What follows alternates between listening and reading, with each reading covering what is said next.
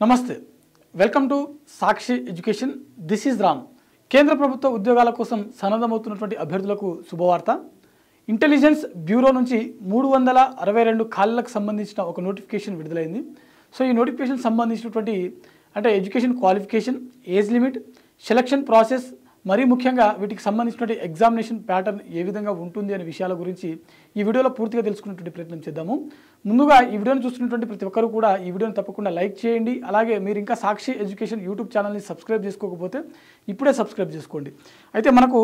Ministry of home affairs నుంచి మనకు ఈ నోటిఫికేషన్ అనేది రిలీజ్ అవ్వడం జరిగింది సో వారి ఆధ్వర్యంలోనే ఈ నోటిఫికేషన్ అనేది కంప్లీట్గా జరుగుతుందన్నమాట అయితే ఇంటెలిజెన్స్ బ్యూరోలో మొత్తం 362 ఉద్యోగ ఖాళీలకు సంబంధించిన ఈ నోటిఫికేషన్ ఏదైతే ఉందో కంప్లీట్గా మల్టీ టాస్కింగ్ స్టాఫ్ సంబంధించిన అంటే ఎంటీఎస్ సంబంధించిన ఉద్యోగాల భర్తీకి ఈ నోటిఫికేషన్ విడుదల చేయడం జరిగింది ఓకేనా ఈ ఎంటీఎస్ సంబంధించిన ఉద్యోగాలు మొత్తం 362 ఖాళీలు అయితే ఉన్నాయి అయితే వీటికి సంబంధించిన ఒకసారి మనకు ఇంపార్టెంట్ డేట్స్ అంటే ఎప్పటి నుంచి ఎప్పటి వరకు దరఖాస్తు చేసుకోవచ్చు అనేది విషయాలు ఒకసారి చూసినట్లయితే నవంబర్ 22వ తేదీన మనకు వీటికి సంబంధించిన దరఖాస్తు ప్రక్రియ అనేది మొదలవడం జరుగుతుంది డిసెంబర్ 14వ తేదీ వరకు వీటికి సంబంధించిన దరఖాస్తు ప్రక్రియ అందుబాటులో ఉంటుంది సో అఫీషియల్ వెబ్సైట్ అయినటువంటి మనకు మినిస్ట్రీ ఆఫ్ హోమ్ అఫైర్స్ ఏదైతే అఫీషియల్ వెబ్సైట్ ఉందో అంటే www.mha.gov.in అనే వెబ్సైట్ ఉంది ఆ వెబ్సైట్ ద్వారా మీరు లాగిన్ అయ్యి వీటికి సంబంధించిన పోస్టులకు దరఖాస్తు చేసుకోవచ్చు ఓకేనా సో వీటికి సంబంధించిన అంటే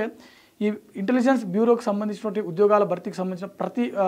నోటిఫికేషన్ కూడా అంటే 10th తోటి కావచ్చు ఇంటర్మీడియట్ తోటి కావచ్చు లేకపోతే డిగ్రీ అర్హతతో ఉన్నటువంటి పోస్టులు ప్రతి ఒక్కటిని కూడా మినిస్ట్రీ ఆఫ్ హోమ్ అఫైర్స్ వారే నోటిఫికేషన్ యొక్క ప్రాసెస్ అనేది కంప్లీట్ చేయడం జరుగుతుంది ఓకేనా సో ఇక్కడ మనము ఒకసారి వీటికి సంబంధించిన ఎడ్యుకేషన్ క్వాలిఫికేషన్ చూసినట్లయితే ఈ ఎంటీఎస్ పోస్టులకు 10th క్లాస్ పాస్ అయితే సరిపోతుంది అనమాట సో 10th పాస్ అయినటువంటి అభ్యర్థులు ప్రతి ఒక్కరు కూడా ఈ పోస్టులకు దరఖాస్తు చేసుకోవడానికి ఎలిజిబుల్ ఓకేనా సో ఇది జనరల్ పోస్టులు ఎవరైనా దరఖాస్తు చేసుకోవచ్చు 10th పాస్ అయినటువంటి అభ్యర్థులు ఆల్ ఓవర్ ఇండియాలో ఉంటాయి ఖాళీలు తెలుగు రాష్ట్రాల్లో కూడా ఉన్నాయి అవి కూడా నేను చెప్పేటువంటి ప్రయత్నం చేస్తాను అంటే తెలుగు రాష్ట్రాలు అంటే ఇటు హైదరాబాదు అటు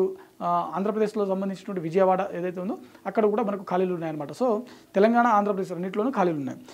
సో వీటికి సంబంధించిన ఎడ్యుకేషన్ క్వాలిఫికేషన్ 10th క్లాస్ అని చెప్పుకున్నాము ఏజ్ లిమిట్ చూసినట్లయితే మినిమం 18 సంవత్సరాలు మ్యాక్సిమం 25 సంవత్సరాల వయసు ఉన్నటువంటి అభ్యర్థులు ప్రతి ఒక్కరు కూడా ఈ పోస్టులకు దరఖాస్తు చేసుకోవడానికి ఎలిజిబుల్ ఓకేనా సో ఎవరైతే ఎస్టీ ఎస్సీ మరియు ఓబీసీ వర్గానికి చెందినటువంటి అభ్యర్థులు ఉంటారో వారికి ప్రభుత్వ నిబంధనల ప్రకారం వయో సడలింపు అనేది వర్తిస్తుంది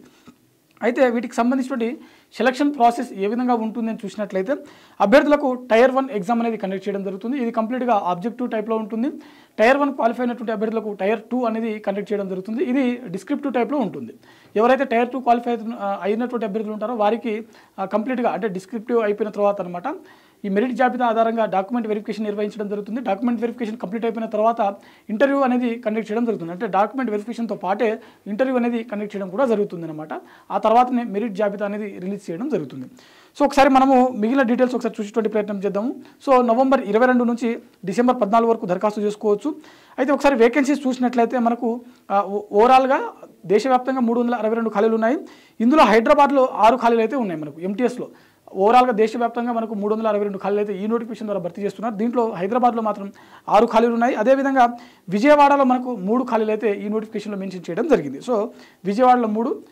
హైదరాబాద్లో 6 పోస్టులు అయితే మనకు ఖాళీలు ఉన్నాయన్నమాట education qualification 10th class pass అయినటువంటి అభ్యర్థులు ఎవరైతే ఉన్నారో ప్రతి ఒక్కరు కూడా ఈ పోస్టులకు దరఖాస్తు చేసుకోవచ్చు అదేవిధంగా ఏజ్ లిమిట్ మనం ఇందాక చెప్పుకున్నాం 18 నుంచి 25 సంవత్సరాల వయసు వరకు ఉన్నటువంటి అభ్యర్థులు అయితే వీటికి సంబంధించిన సెలక్షన్ ప్రాసెస్లో ఇందాక చెప్పుకున్నాం కదా సో టైర్ 1 టైర్ 2 సంబంధించిన ఒకసారి సిలబస్ చూద్దాము ఎగ్జామ్ ప్యాటర్న్ ఏ విధంగా ఉంటుందనేది టైర్ 1లో వచ్చేసరికి మనకు మొత్తం 100 మార్కులకు ఎగ్జామ్ అనేది కండక్ట్ చేయడం జరుగుతుంది సో 100 మార్కులకు గాను 100 ప్రశ్నలు అనేది ఉంటుందన్నమాట ప్రతి ప్రశ్నకు 1 మార్కుల చొప్పున మనకు కేటాయించడం జరిగింది అయితే ఇక్కడ జనరల్ అవేర్నెస్ నుంచి 40 మార్కులు 40 ప్రశ్నలు ఉంటాయి క్వాంటిటేటివ్ ఆప్టిట్యూడ్ అంటే ఆర్థమెటిక్ నుంచి 20 ప్రశ్నలు 20 మార్కులు ఉంటాయి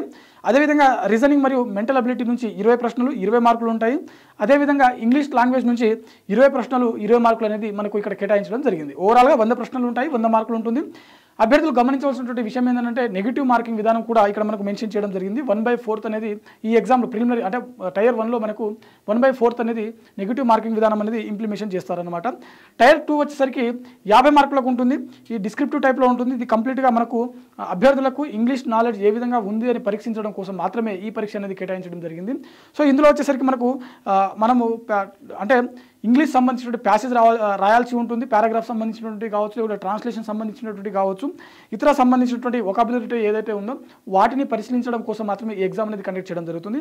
50 మార్కులు ఉంటుంది. మనకు 1 అవర్ అంటే ఈ పరీక్షకు 1 అవర్ అనేది టైం అనేది ఇవ్వడం జరిగింది, టైర్ 2కి సంబంధించింది. ఓకేనా. సో ఓవరాల్గా మనకు ఈ టైర్ 1 టైర్ 2 అనేది ఈ విధంగా కండక్ట్ చేయడం జరుగుతుంది. సో ఇది మనకు మినిస్ట్రీ ఆఫ్ హోమ్ అఫైర్స్ నుంచి విడుదలైనటువంటి ఇంటెలిజెన్స్ బ్యూరోకి సంబంధించినటువంటి 362 ఖాళీలకు సంబంధించిన